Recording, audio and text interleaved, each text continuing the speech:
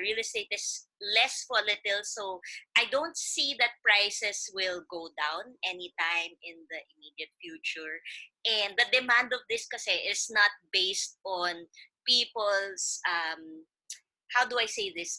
It's based on real demand. People really need homes. People need to live somewhere. So this is basically it. Also, another thing that's another factor that's affecting it is really the price of consumer of goods that we use to build property. So the price of iron, the price of concrete, the price even of the land where it stands. It's a very big factor. So a lot of people have been asking me if the prices are gonna be stable. One thing that I can tell you is that a lot of the ongoing developments right now that you see, they're based on properties that they have purchased in the past maybe 2-3 years, and these properties were bought at a peak price.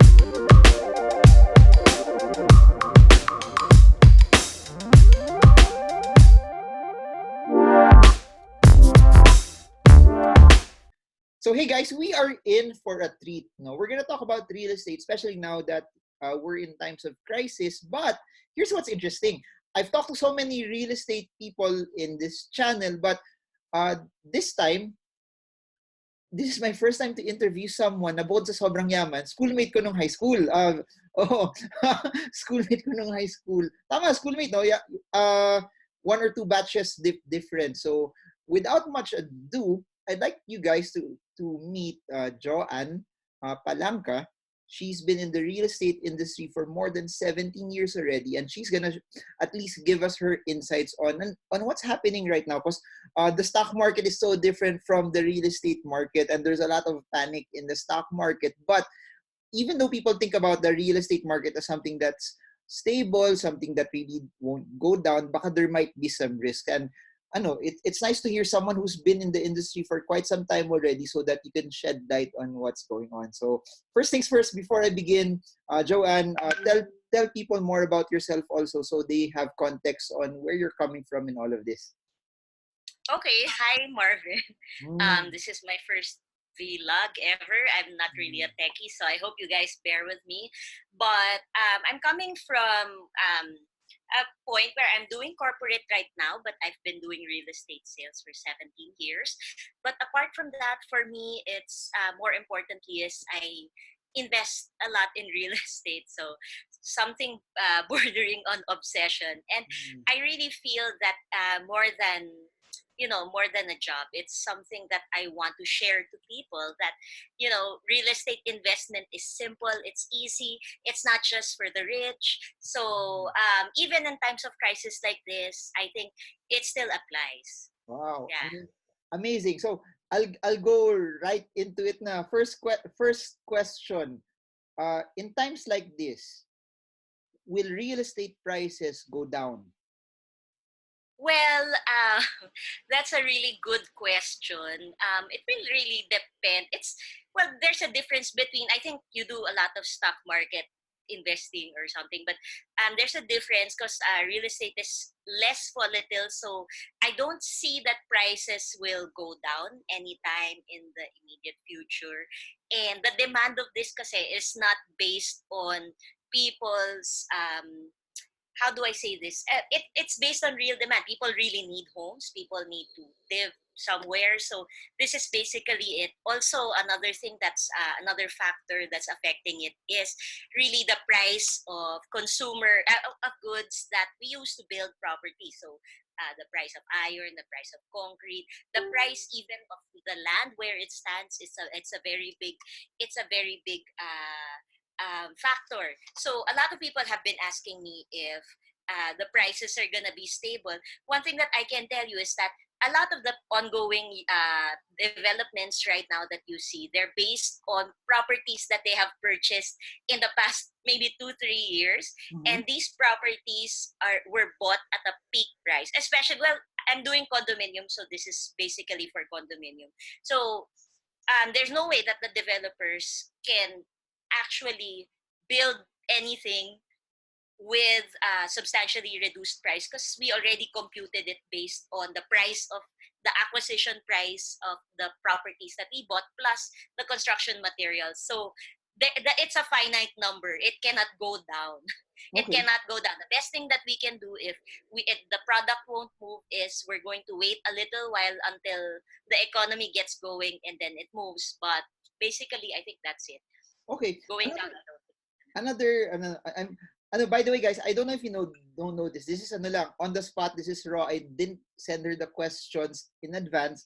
I just told her 10 minutes ago that we're having this video right now. So this is all spontaneous. This is all from her experience and how good she is in real estate and how amazing she knows her stuff. Anyway, second question is this: since there's a crisis, is there a risk also that some of the condo developers that are making their buildings baka hindi matapos? Is that a possibility or no naman?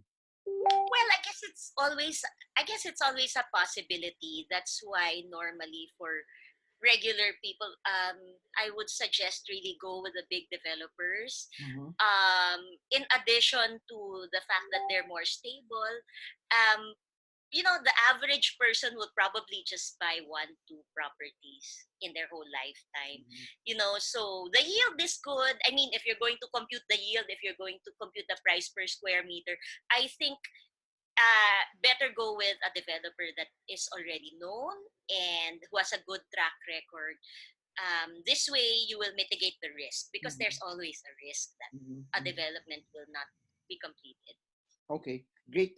So just for people who are watching, always go with someone that's reputable, someone that in times of crisis they never I guess they never defaulted, they finished their project as well. Another Some people kasi, sorry, I just have to add. mm, Some mm, people kasi, when we encounter them, they compare the price of the smaller players versus the bigger players. But I think if you can afford it, go with the bigger players. That's my mhm, mhm, advice. mhm. Again, another crisis question. Sakto, you are the face of crisis in real estate right now. There will be people because, as you all know, this is something that's across the board. Some people who have businesses close yung businesses ngayon because everything's on shutdowns. You have freelancers not earning also. You have other people who have their jobs are probably threatened as well. Will there come a point where there will be defaults on some units, some properties that it will bring the prices down in general, or will this be just in individual cases, individual units only? It won't be big enough to bring prices on a systemic level down.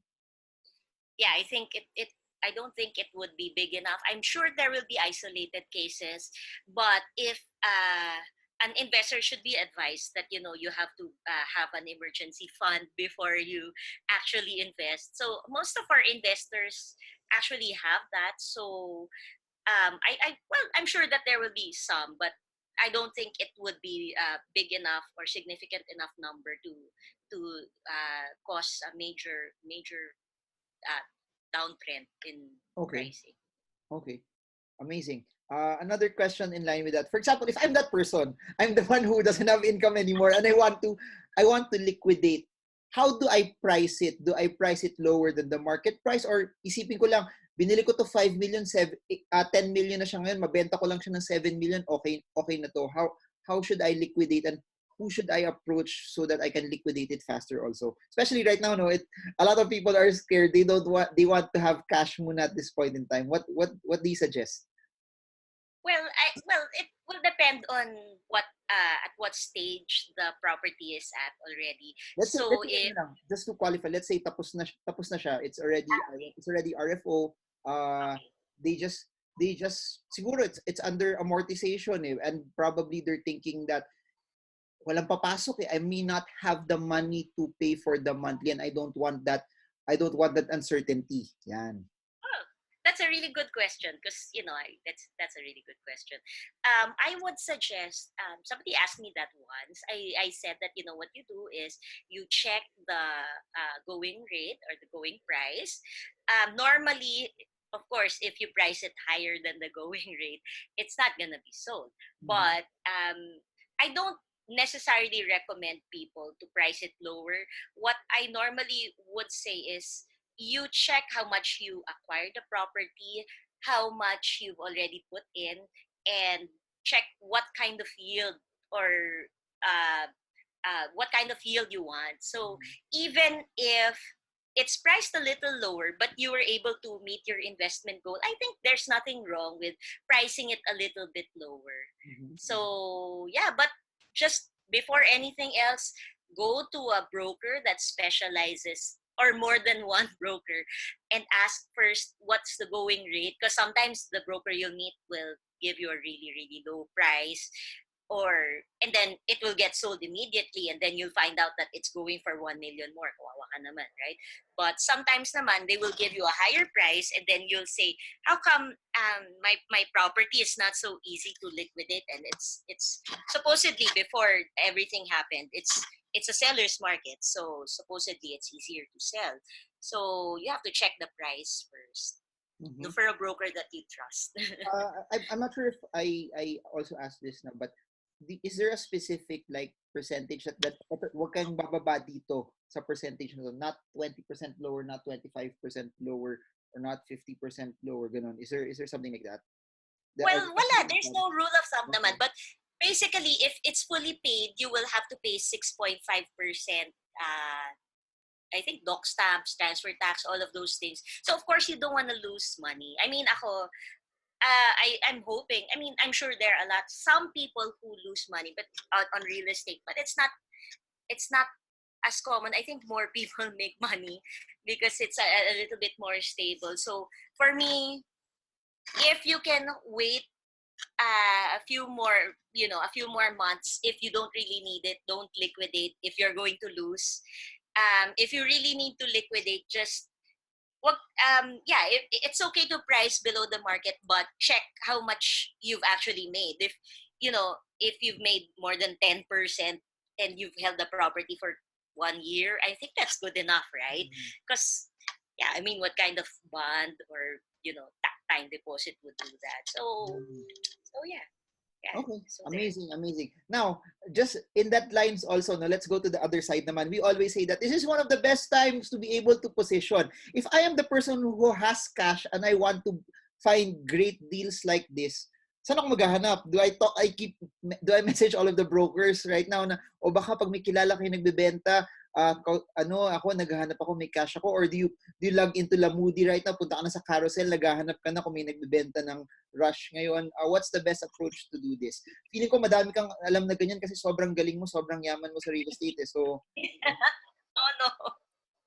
Well, first of all, my advice is, well, it's a controversial kasi real estate is very dynamic. It's not, one advice is not going to be good for everybody.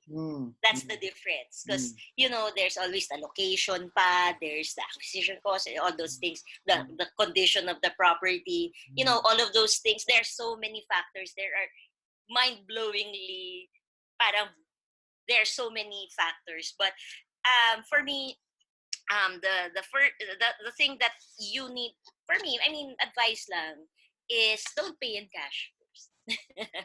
Because the yeah, don't if you want to pick up property right now, I think yeah, you can, kasi there are a lot of deals naman that are on installment. I think that kasi property is you buy some, kasi it's a very big ticket item, and like you buy 50,000 worth of stocks. It's 50,000, right? But if you want to buy property, it's gonna be seven figures most of the time, diba? So meron pa bang below the 70? number of units that you can buy are very limited. So at this point in time, before the crisis, the market was very, very, very, very, very good. A lot of people are buying. So you don't know if that's gonna pick up after. So if you've already committed, most of your investable funds into a property, then parang you can't get into the game anymore, diba? So I don't know. That's for me, at least. That's for me. But of course, if you're talking to somebody who already has, 50, 100 million in his disposal, and he sees a good deal that is 20% below market value, I mean, go ahead by all means, diba? Mm. So that's what I was saying na, you cannot really give one single advice to everybody kasi the cash position of people are different. So yeah, but for an average person who just has the 5 million, less than 5 million, don't put it all in one basket for now. Mm. Yeah. Well said, well said. Another real estate crisis question. On times like this, which do you think when things get better, sentiment gets better, which will have a faster upside if they buy condominiums right now in Metro Manila or they buy land outside Metro Manila? So context is in times of fear, which will have a faster appreciation when all of this is said and done. Appreciation. Mahirap mga tanong ko, no? Oh, yun yung naman question mo. Uh, Land or it really depends on also the manner that you purchase it. Kasi if you purchase land and you pay in cash and you'll have no income and you're going to do a bank loan, then better buy a condo, Mhm. right? Kasi the condo, you're not really paying anything. You're just paying 10%. So you're leveraging on your investment. You're doing 10%. And then you invest 10%. It increases by 10%. You've already made 100% of your investment. Diba? So again, like I said, it's very difficult to answer your question only because it really also depends on the mode of investment of the person. If they're gonna buy in cash, if they're gonna buy in cash 100%, I would say siguro it's a tie. I would say it depends also on the location, but I think there are opportunities for both. If they're gonna buy in cash for both, Mm. you just have to choose the right area for land Mhm. and the right city and the right building for condominiums. Okay. Now, again, real estate crisis, but let's look at how this affects the macro naman.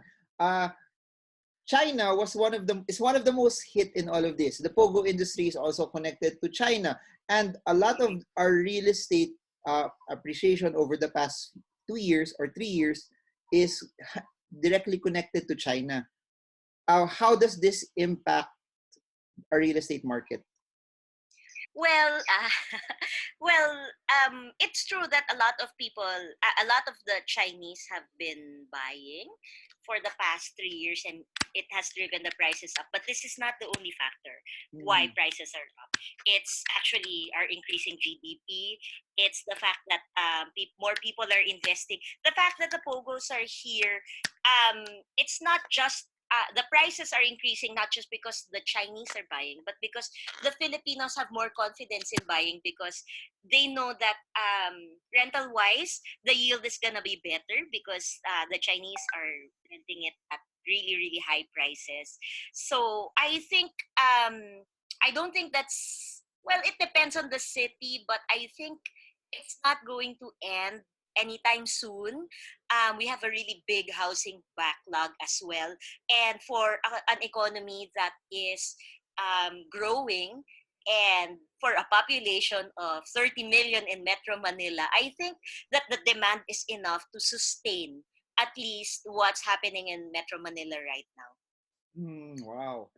Now, just final two questions na lang. Ano, okay ba tong impromptu raw Alright. video that we're having? No? So at least when we have more videos, you know how it is. By the way, before I continue with the next question, if you like Joann Palanca and you're learning, comment, I want more of Joann so we can make more also. So anyways, next question.